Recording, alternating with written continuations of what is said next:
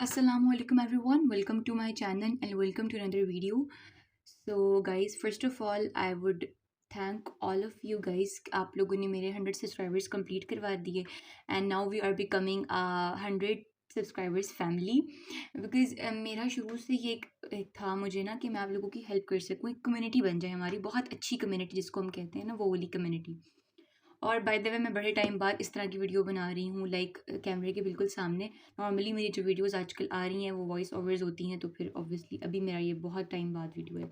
खैर, this video is very important for the students who give their improvement of English, because आप में से बहुत से लोग जो है वो इम्प्रूवमेंट दे रहे हैं इंग्लिश की। And you guys, most of you were asking me, were saying me कि आप वीडियो बना दें इंग्लिश के ऊपर। So I thought why not to make a video, a very informative video. अच्छा, वीडियो लेट क्यों हो गई? अच्छा, बेसिकली मैं आपको बताती हूँ।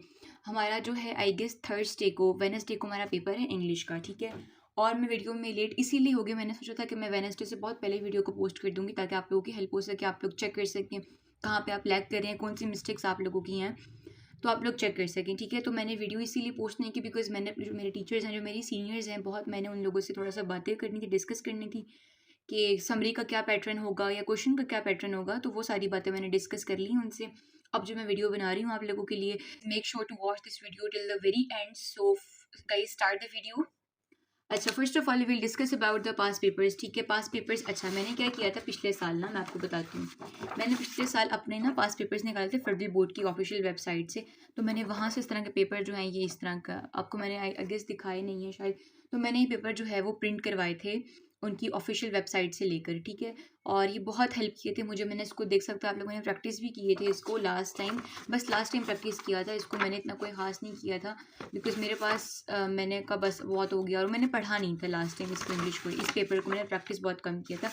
और इन्होंने जो एमसीक्यूज़ थे ना, इनमें से आई गेस 2 एमसीक्यूज़ तो इन दोनों पेपर्स में से आए हुए थे, तो मुझे बड़ी खुशी हुई। 2 के 3 एमसीक्यूज़ आए हुए थे तो मेरे वो बिल्कुल सही हो गए। अब हम बात कर लेते हैं जो हमारा पेपर आया था ना फर्स्ट ईयर का, इस दफ़ा वो रेफरेंस भी हम उसी से पेपर से ले लेंगे और देख लेंगे फिर हमने कैसे करना है। First of all we will discuss this paper. ये प्रीवियस जो मेरा पेपर हुआ था वो वाला पेपर है, तो हम इसको डिस्कस कर लेते हैं। अच्छा, इसका ये है ना कि first of all as usual आपके पास समरी का क्वेश्चन आता है। यस, अब ठीक है, आपके पास समरी का क्वेश्चन आता है ये वाला, ठीक है। क्वेश्चन नंबर 2, क्वेश्चन नंबर 1 जो होता है वो ऑब्वियसली ऑब्जेक्टिव होगा, इतना तो पता है आप लोगों को। और क्वेश्चन नंबर 2 जो है वो हमारे पास पहला क्वेश्चन आता है, समरी रिलेटेड होती है इसकी, जो आपको पैसेज दिया हुआ होता है, कम्प्रीहेंशन, और फिर उसको आपके जो है वो क्वेश्चन होते हैं, और समरी एक मोस्ट इंपॉर्टेंट क्वेश्चन होता है। समरी का मैं ये बता रही थी आप लोगों को कि समरी को ना आपने अपने वर्ड्स में लिखना है, ठीक है। और आपके पास समरी को लिखने के लिए एक अच्छी कमांड्स चाहिए होती है वर्ड्स की। आपको बहुत अच्छी कमांड, आपके अच्छे वर्ड्स होंगे, अच्छे मज़े की जो एक वो प्रो टिप है ना, वो मैं आपको ये बताती हूँ कि जब आप लोग कोई भी वर्ड पे आपको फॉर एग्जांपल कोई भी वर्ड है, ठीक है। अब जैसे फॉर एग्जांपल स्टबर्नेस एक वर्ड है जिसका मतलब होता है ज़िद्दी, ठीक है। उसी के रिलेटेड जब आप उस वर्ड को सर्च करते हो ना गूगल के ऊपर कि इस वर्ड का उर्दू में मीनिंग क्या होगा, तो उसी टाइम आप सर्च किया करो कि इसका इंग्लिश सिनोनिम क्या होगा। ये बहुत हेल्प करता है गाइस, यानी उससे रिलेटेड वर्ड आपको पता होना चाहिए, क्योंकि आप कोई पैसेज लिखते हो, फॉर एग्जांपल अब ये वाला, इसी की मैं बात करने आ रही थी कि ये वाला आपको मिलती है क्रिएटिव राइटिंग, तो उसमें आप क्या करोगे, उसमें आपके पास ये होगा ना कि आप बार बार एक ही वर्ड को यूज़ नहीं करोगे, स्टबर्ननेस को यूज़ नहीं करोगे बार बार, आप उसकी जगह आप इररिवोकेबिलिटी का वर्ड यूज़ कर सकते हो, उसकी जगह बहुत से वर्ड्स यूज़ कर सकते हो। आप गूगल पे करोगे तो आपको सिनोनिम्स ढेर सारे मिल जाएंगे, ठीक है। तो उससे आपका पेपर बहुत प्यारा लगता है, बहुत इम्प्रूव आपको लगता है कि आपने बहुत अच्छी, आपकी तैयारी है इंग्लिश की, आपको बहुत अच्छी इंग्लिश आती है। उसके बाद मैं आपको ये बता रही थी कि समरी हमारी आ जाती है, समरी आपने लिखनी होती है, उसके बाद ये क्वेश्चंस दिए होते हैं, इसी में से आपको पहले अपने पैसेज को थॉरली पढ़ना है। मैक्सिमम आप 5 मिनट लगा के बहुत इसको डीपली पढ़ लो, देखो इसमें क्या वर्ड्स हैं या क्या बात हो रही है, ये पैसेज किस बारे में है, ठीक है। उसके बाद अब आपको खुद आइडिया हो जाएगा कि क्वेश्चन कहाँ, अब आप जब क्वेश्चन पढ़ोगे ना आपको पता चल जाएगा कि इस बारे में बात हो रही है, इस क्वेश्चन का ये आंसर हो सकता है, इतना पता चल जाता है आपको अगर आप इसको डीपली पढ़ते हो पेपर में। तो उसके बाद जो है आपकी समरी डन हो जाती है। उसके बाद आपके पास क्वेश्चन आता है सेक्शन, क्वेश्चन नंबर 3 है। इसके सेक्शन हमारे पास जो होते हैं वो 2 सेक्शन होते हैं, सेक्शन ए और सेक्शन बी। सेक्शन ए में क्या करना होता है, आपके पास टेंजा होता है, फिर आपने उसके क्वेश्चन ढूंढने होते हैं। ये बहुत इंपॉर्टेंट होता है, इसमें आपको मोस्टली आपको राइमिंग स्कीम के बारे में ये लाजमी पूछते हैं कि राइमिंग स्कीम कौन सी है। अब जैसे यहाँ लिखा हुआ है example of use to poetic devices, तो आप एक ऑब्वियसली एक राइमिंग स्कीम को चूज़ करना एक ना। तो बहुत उससे आपका जो है वो उस राइमिंग स्कीम को आपने ज़रा कन्फर्मेशन करनी है। तो हमारे पास 2 तरह की राइमिंग स्कीम होती है। एक हमारे पास होती है विज़न, जो आप आँखों से देखते हो कि यार ये वर्ड्स बिल्कुल सेम है, तो ये राइमिंग स्कीम है। और एक होती है आपकी जो साउंड्स में आपको फ़ील हो रही होती है, जब आप उस वर्ड को पढ़ते हो ना, तो उस टाइम आपको लग रहा होता है कि ये सिमिलर साउंड्स हैं या सिमिलर इनके वर्ड्स लग रहे हैं, तो वो। तो 2 तरह की होती है। तो जब आप राइमिंग अगर आप देखने वाली लिख रहे हो तो आप विज़न लाज़मी लिखना साइड पे, ठीक है? और अगर उसके बाद लिखते हो आप साउंड वाली, तो आपने साउंड भी पीछे लाजमी लिखना है, ताकि उसको पता चल सके एग्जामिनर को कि आप बेसिकली किस राइमिंग स्कीम के बारे में बात करो। ये ज़रा एक इंपॉर्टेंट इन्फॉर्मेशन थी, सो आई थॉट कि मैं इसको शेयर कर दूँ। मेरे पास बेसिकली अभी रिसेंटली मैंने इस इन्फॉर्मेशन को जो है वो अडॉप्ट किया, सुना है, तो मैंने कहा आप लोग के साथ भी डिस्कस कर दूँ, ठीक है। उसके बाद हमारे पास आता है सेक्शन नंबर, ये अब आपके पास देख लिया आपने, ये स्टैंजा है, इसके रिलेटेड क्वेश्चन आंसर्स होते हैं, ठीक है।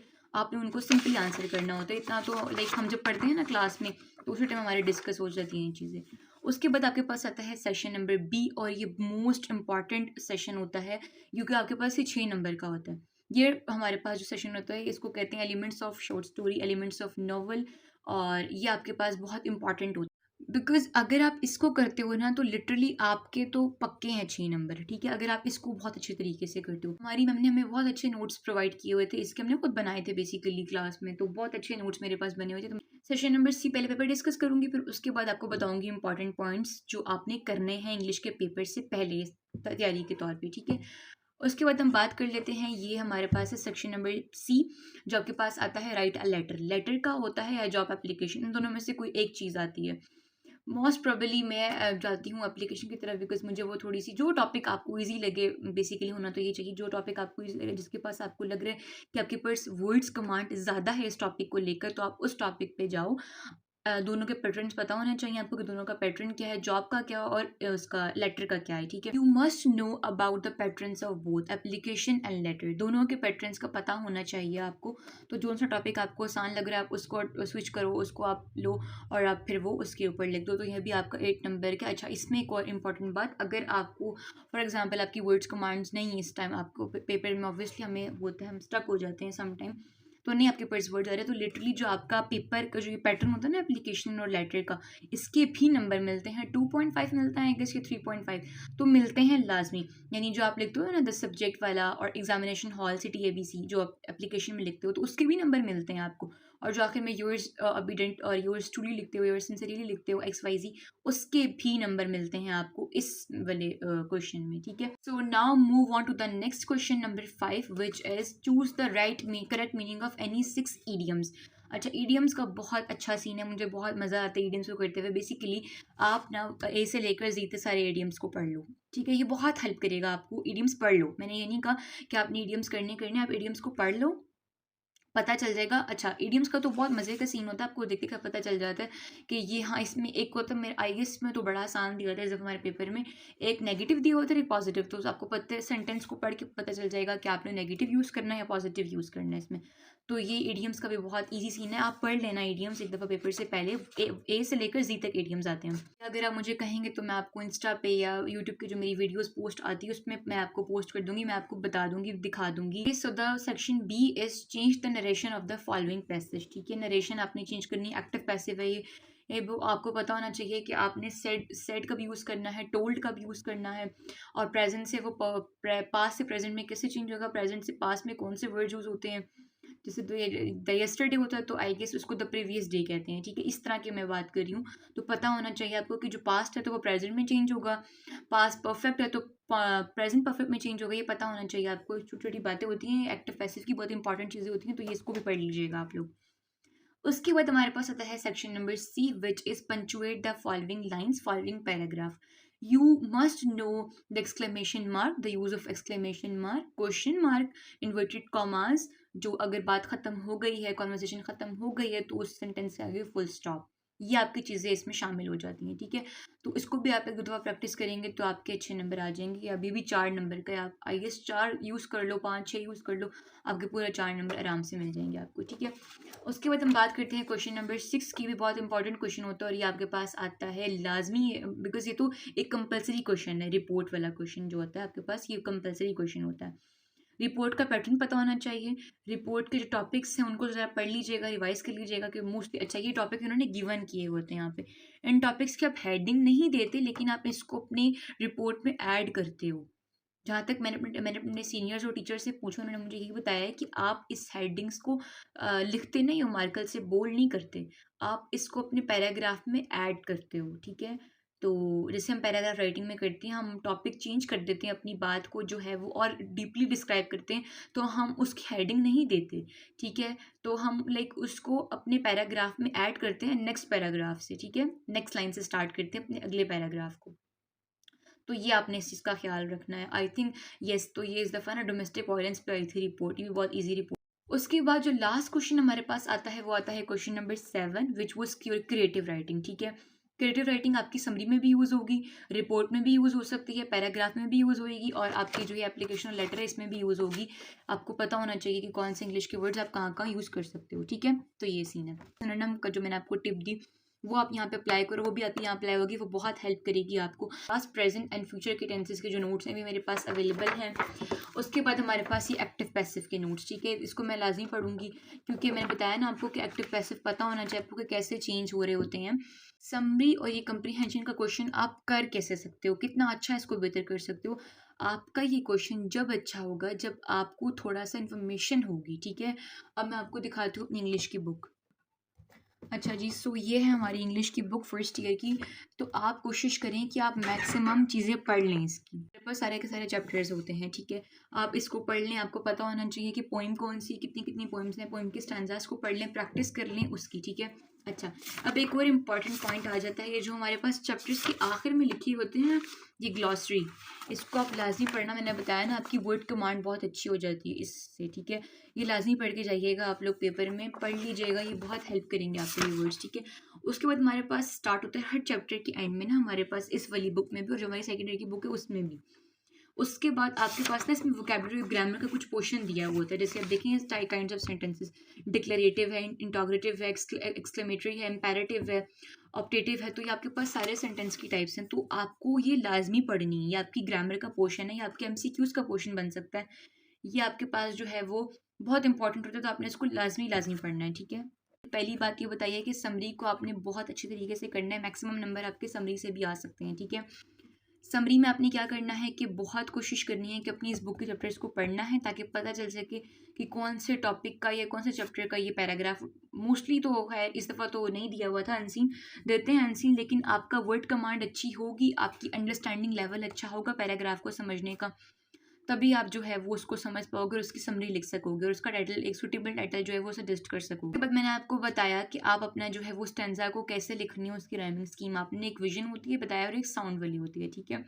अगर आप कहेंगे तो मैं आपको नोट्स भी सेंड कर दूंगी जो मैंने बनाए हैं इस दफ़ा सेकेंड ईयर। नॉलेज मेरे पास थी, मैंने आप सबसे शेयर कर दी है जितना नॉलेज आप लोग। And guys, thank you very much इतने अच्छे अच्छे कमेंट्स करने का, और आपको अगर कुछ डिस्कस करना है पेपर से रिलेटेड इंग्लिश के बारे में तो यू कैन डिस्कस। आप मुझे कमेंट करें, मैं कमेंट लाजमी पढ़ती हूँ, रिप्लाई भी करती हूँ कमेंट का। और ओके, सो गाइस, एक और क्वेश्चन क्लियर कर दूँ मैं आप लोगों को कि अब आपने पेपर, जो मैंने पेपर दिखाया आपको, तो आप पेपर कैसे देख सकते हो, ये वाला ही पेपर प्रैक्टिस के लिए मॉडल पेपर कैसे देख सकते हो आप लोग। आपको सिंपली क्या करना है, अपने फेडरल बोर्ड की वेबसाइट पर जाना है, सिलेबस एंड मॉडल पेपर्स पे क्लिक। उसके बाद आपके पास जो है वो ये हो जाएगा। अब इस पे जाओ आप लोग, ऑल क्वेश्चन पेपर्स, इस पे जाओ आप, ठीक है। ये आपके पास आ गया। अब आपसे पूछ रहे हैं कि कौन सी क्लास है आपकी। So I go with the HSSC 1 which is our first year class.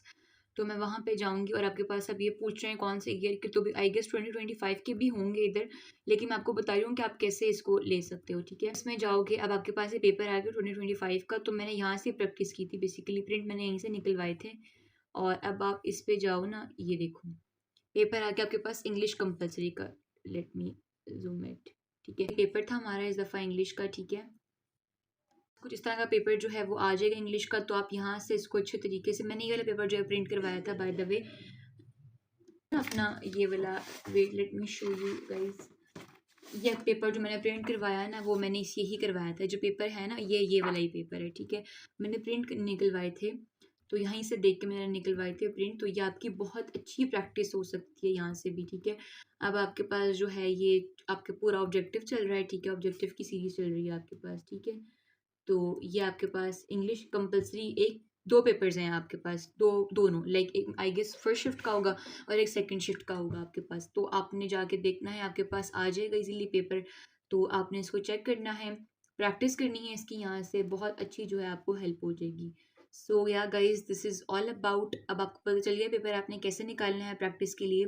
तो आपने यहाँ से प्रैक्टिस लाजमी करनी है, ताकि आपको आपके पास पेपर आए आपके हाथ में इंग्लिश का, तो आपको पता हो कि अच्छा मुझे पता है कि मैंने पहले समरी करनी है या मैंने पहले पैराग्राफ करने हो। कि आपके पास तो ऑब्वियसली ये शीट होती है, तो हमारे पास एक ओपन चॉइस होती है कि हमारा जो दिल करे हम पहले वो वाला क्वेश्चन अटेम्प्ट करेंगे।